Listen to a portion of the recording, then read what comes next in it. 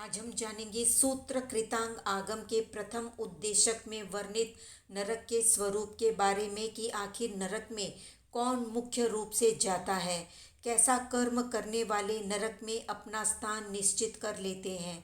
साथ में ये भी जानेंगे कि नरक का वातावरण कैसा होता है।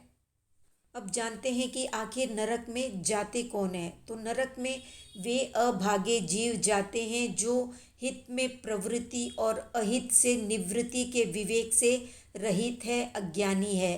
राग द्वेष की भयंकरता के कारण जो आत्महित से अनजान तिर्यंच और मनुष्य है, जो सिद्धांत से अनभिज्ञ होने के कारण महाआरंभ, महापरिग्रह, पंचेंद्रिय जीवों का वध और मांस भक्षण आदि सावध्य या पापकारी अनुष्ठान में लगे हुए हैं, वे बाल है।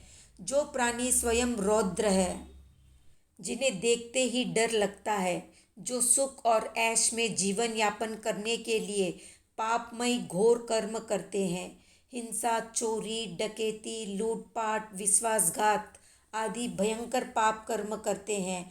इसके साथ ही जो जीव महामोहनीय कर्म के उदय से इंद्रिय सुखों का लोलुप बनकर बेखटके छोटे बड़े जीवों की निर्दयतापूर्वक रौद्र परिणामों से हत्या करते हैं, तरह तरह के उपायों से जीव का वध, बंध, शोषण और अत्याचार करते हैं, और जो बिना दी हुई वस्तु को हड़प लेते हैं, यानी चोरी, लूटपाट, डकैती, अन्याय, ठगी, धोखाधड़ी आदि उपायों से बिना दिए दूसरों के पैसे हड़प लेते हैं अपने श्रेय के लिए, जो सेवन करने योग्य है या साधु जनों द्वारा सेव्य संयम है, उसका जरा भी सेवन या अभ्यास नहीं करते हैं। अर्थात पाप कर्म के उदय के कारण जो कौवे के मांस जैसे तुच्छ, त्याज्य, घृणित और असेव्य वस्तु से भी विरत नहीं होता, इस प्रकार जो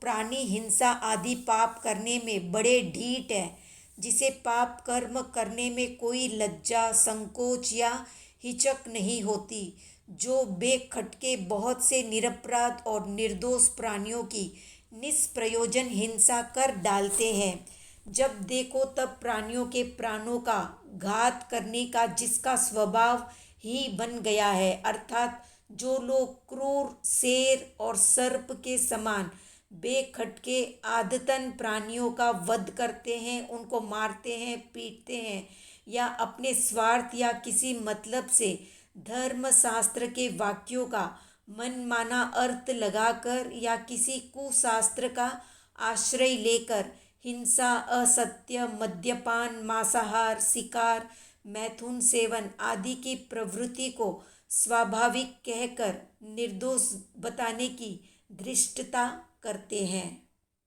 कई हिंसा पोषक मिथ्यावादी लोग कहते हैं कि वेद विहित यज्ञ आदि में होने वाली पशु वध रूप हिंसा आदि हिंसा नहीं होती।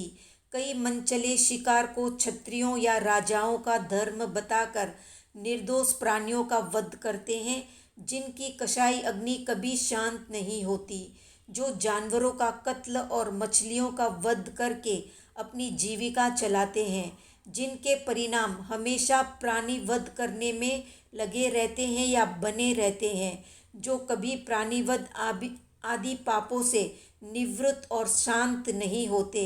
ऐसे पाप कर्मी मूढ़ जीव अपने किए हुए पाप कर्मों का फल भोगने के लिए नरक में जाते हैं। नरक तो नरक ही है, फिर भी पाप कर्म की तीव्रता और मंदता के अनुसार तीव्र मंद पीड़ा वाली नरक भूमि उन नरक योग्य जीवों को मिलती है। विशिष्ट पाप कर्मियों के लिए विशिष्ट प्रकार की नरक बनी हुई है। पहले प्रकार के पाप कर्मी और रौद्र बाल जीव जिस प्रकार की नरक में गिरते हैं, वो है घोर रूप, अंधकारमय और तीव्र संताप वाली। नरक में इतने विकराल और क्रूर आकृति वाले प्राणी और परमाधार्मिक असुर है। विकराल दृश्य है नरक का, इस कारण नरक को घोर रूप कहते हैं।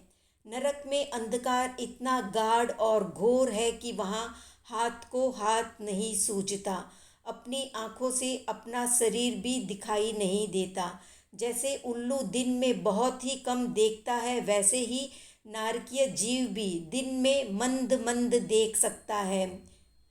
नरक में इतना तीव्र ताप या गर्मी है, उसे शास्त्रकारों ने खैर के धधकते लाल लाल अंगारों की महाराशि से भी अनंत गुना अधिक मानी है, यानी अनंत गुना अधिक ताप बताया है।